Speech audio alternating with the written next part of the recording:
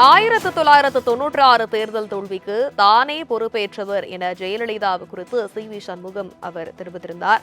இந்த நிலையில் தற்பொழுது 11 தோல்விகளானது கண்டிருக்கிறது அதிமுக. தொடர் தோல்விகளுக்கு என்ன காரணம் என்பது குறித்து பொதுக்குழுவை கூட்டி முடிவு செய்ய வேண்டும், அதற்கான காரணத்தை ஆராய வேண்டும், வெற்றி பாதைக்கு அதிமுக இயக்கத்தை கொண்டு செல்ல வேண்டும் என்று பல்வேறு கோரிக்கைகளை எஸ்.பி. வேலுமணி தரப்பினர் உள்ளிட்டோர் முன்வைத்து வந்த சூழலில் மீண்டும் எஸ்.பி. வேலுமணி தரப்பினர் அதிமுகவில் இணைந்திருக்கிறார். இந்த நிலையில் அந்த அணியில் இருந்த சி.வி. சண்முகம் மாத்திரம் தற்பொழுது அந்த கருத்தை தொடர்ந்து பதிவு செய்து வருகிறார். தொடர்ந்து அவரது நிலைப்பாட்டில் அவர் தீவிரமாக இருக்கக்கூடிய அந்த விஷயத்தை நம்மால் பார்க்க முடிகிறது.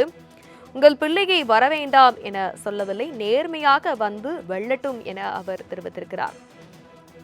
படுதோல்விக்கு காரணம் பணம், பதவி, நிதிதான் தவிர மற்ற எதுவும் காரணம் இல்லை என்ற ஒரு விஷயத்தையும் அவர் தெரிவித்திருக்கிறார். இயக்கத்திலிருந்து யார் வேண்டுமானாலும் போகட்டும் என்ற நிலைமையை உருவாக்கி இருக்கிறார் எடப்பாடி பழனிசாமி என்ற விஷயத்தையும் அவர் தெரிவித்திருக்கிறார். மாற்று கருத்துக்களை ஏற்கக்கூடியவர் தான் ஒரு நல்ல தலைவர், ஜெயலலிதா அப்படிப்பட்டவர் என்ற ஒரு விஷயத்தையும் அவர் தெரிவித்திருந்தார். மாற்று கருத்துக்களை தெரிவித்தவர்களுக்கு ஜெயலலிதா மீண்டும் அதிமுகவில் இணைத்து அமைச்சர் பதவியும் அவர்களுக்கு வழங்கப்பட்ட அந்த நிகழ்வுகளும் உண்டு என்பதை அவர் நினைவு கூர்ந்தார். தோல்விக்கு நானே காரணம் என புரட்சி தலைவி அம்மா ஜெயலலிதா அன்று அவர் தெரிவித்திருந்தார். இந்த சூழலில் தோல்விக்கான காரணத்தை ஆராய வேண்டும் என்பது குறித்து தொடர்ந்து வலியுறுத்தி வருகிறோம். நாங்கள் சில காலம் பொறுத்திருந்து பார்ப்போம், எங்களுக்கும் வழிமுறைகள் தெரியும், அந்த நிலைக்கு எங்களை தள்ளாதீர்கள் என்ற ஒரு விஷயத்தையும் அவர் முன்வைத்திருக்கிறார். சி.வி. சண்முகம் தொடர்ந்து அதிமுகவில் இருக்கக்கூடிய உட்கட்சி பூசலா குறித்தான அந்த விஷயங்களை பொதுவெளியில் தெரிவித்து வருகிறார். அதிமுக இன்னும் உட்கட்சி பூசல் ஓயவில்லை என்றது ஒரு நிதர்சனமான உண்மையாக இருக்கிறது.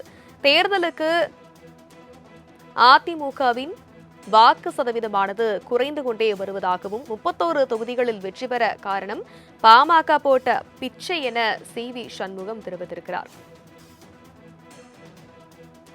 அண்மை செய்தியாக பார்க்கிறோம்.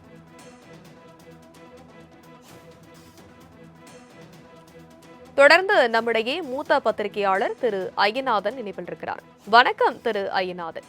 31 தொகுதிகள் வென்றது பாமக போட்ட பிச்சை என்று சி.வி. சண்முகம் தெரிவித்திருக்கார். தொடர்ந்து பொதுக்குழுவை கூட்ட வேண்டும், தோல்விக்கான காரணம் குறித்து ஆராய வேண்டும் என்ற கோரிக்கையும் அவர் முன்வைத்து வருகிறார். தன்னுடைய நிலைப்பாட்டிலிருந்து மாறாமல் இருக்கிறார் சி.வி. சண்முகம். சி.வி. சண்முகத்துடைய அரசியல் நிலைப்பாடு அடுத்த கட்டமாக என்னவாக இருக்கும்? அவர் அதிமுகவை பலப்படுத்தணும் தான் அவரு வேலுமணி எல்லாரும் சொல்றாங்க. ஆனா பொதுக்குழுவையோ செயற்குழுவையோ கூட்டுறதுக்கு அவர் தயாரா இல்லை எடப்பாடி பழனிசாமி.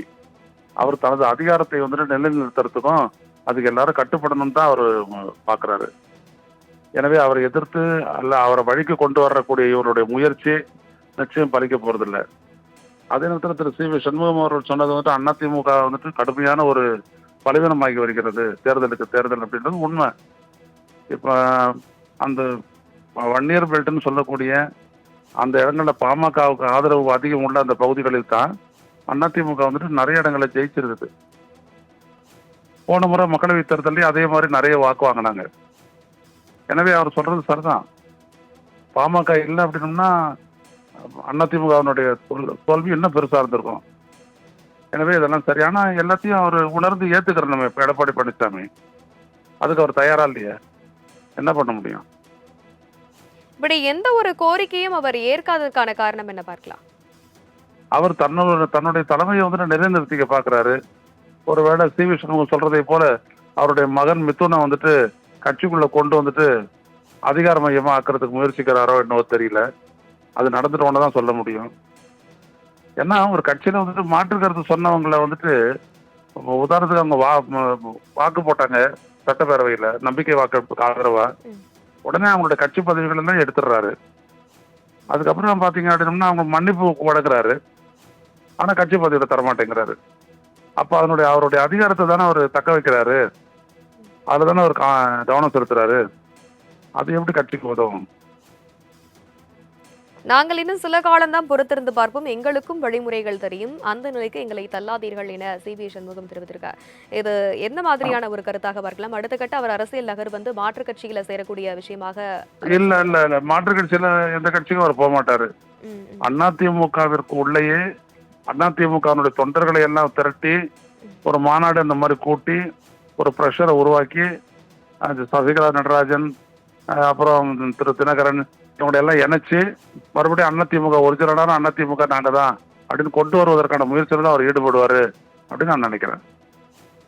இணைப்பில் வந்து உங்களுடைய கருத்துக்களை பகிர்ந்தமைக்கு நன்றி திரு ஐயநாதன். நன்றி.